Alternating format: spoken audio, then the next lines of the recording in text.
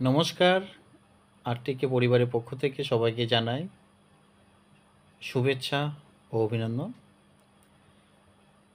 এই আজকের একটি ল্যান্ডস্কেপ এবং তার ড্রয়িং কালার দুটোই একসাথে দেখাবো। প্রথমত আমি আগে ড্রয়িংটা করছি, পুরোটাই আমি পেনের সাহায্যে করছি। যেহেতু আমি এটা কোনো রকম মুছবো না, আর মোছার প্রয়োজন হবে না আমার, তাই ড্রয়িংটা করে নিচ্ছি ধরে। তো ড্রয়িংটা করছি যেমন একটি সূর্য, দুটো তাল গাছ আর দুটো ঘর, দূরে একটি ঘন জঙ্গল, সামনে একটা নদী, একটা চর, আর সামনে একটা ফন্ডে, একটা চরের উপর দুটো তাল গাছ। আঁকা কমপ্লিট। এবারে কালারে যাই। কালারটা আমি করছি স্কাই ব্লু। এটি অয়েল প্যাস্টেলের করব, মিডিয়াটা অয়েল প্যাস্টেলই হবে। তো মিডিয়ামটা ব্যবহার করছি যেমন লেমন ইয়েলো। লেমন ইয়েলো কিছু অংশটুকু চাপানোর পর সূর্যের চাপালাম আমি ডার্ক ইয়েলো আর রেড ভায়োলেট কালারগুলো মিশিয়ে এই জায়গাগুলো আঙুলের সাহায্যে ঘষে নিলাম কিছু কিছু জায়গায়। তারপরে কিছু কিছু জায়গায় আমি রঙের মিশ্রণটা করে নিচ্ছি। তো যেহেতু আমি আকাশটা রঙিন করছি, রঙিন একটা জগৎ দেখাবো বলে, সূর্য ডুবছে সেই সময়টুকু একটা ঝকমকে একটা আলো দিবে, তারপরে সূর্য ডুবে যাবে, অন্ধকার চলে আসবে। এই মনোরম একটি দৃশ্য আমি তুলে ধরার চেষ্টা করছি বন্ধুদের সঙ্গে। তো সূর্যটা হয়ে যাওয়ার পর দূরের কিছু অংশ আমি গাছগুলো চাপিয়ে নিলাম। Sorry, my mistake.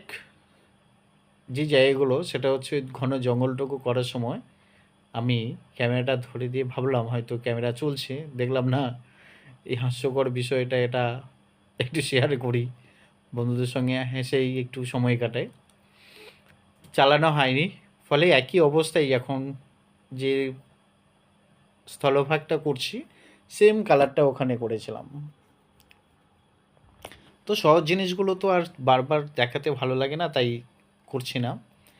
এবারে জলের অংশটুকু আমি কাছের অংশটুকু যেমন স্কাই ব্লু, তারপর পোশান ব্লু, এইগুলো দিয়ে মিশ্রণ করছি। তার উপরে ইয়েলো ছিল।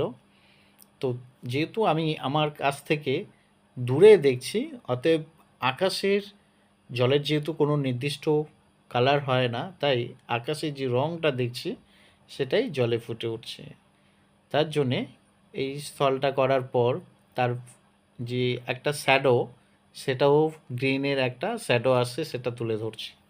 সূর্য ডুবছে, তার সূর্যের কিরণটাও দেখাচ্ছে জলে। এবারে ঘরটা আমি করছি একটা টালির চাল। উপরের অংশটুকু যেহেতু সূর্যের আলো ছিল, সেই আলোটাই লাইট দেখানোর জন্য ইয়েলো করে রাখছি।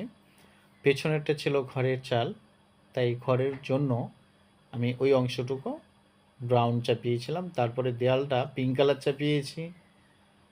আর এপারে ঘরটা একটু কালারফুল করব বলে স্কাই ব্লু চাপিয়েছি। তারপর গ্রে কালারটা দিয়ে আমি নিচের অংশটুকু টেনেছিলাম। তো আপনারা চাইলে আপনাদের মতো কালার করতে পারেন ঘরগুলো, বাকি কম্পোজিশনটা একই রেখে।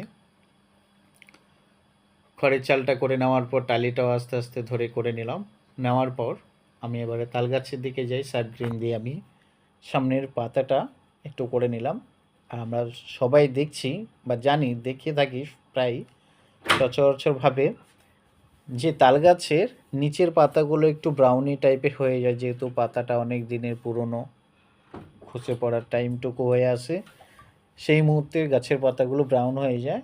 তো উপরের অংশগুলো একটু লাইট হয়, কচি পাতা, সেইগুলো মিশ্রণ করছি গ্রিন, লাইট গ্রিন দিয়ে মিশ্রণ করার পর দুটো পাতা, দুটো গাছেরই উপরের অংশগুলো লাইট করা হয়ে গেছে।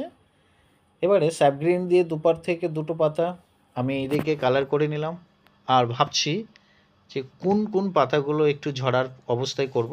তারপরে দেখলাম না আমার এই সামনে থেকে এই দুটো পাতা দেখে মনে হচ্ছে, তাই একটা অংশ আমি এই যে ব্রাউন কালার দিয়ে করে নিলাম।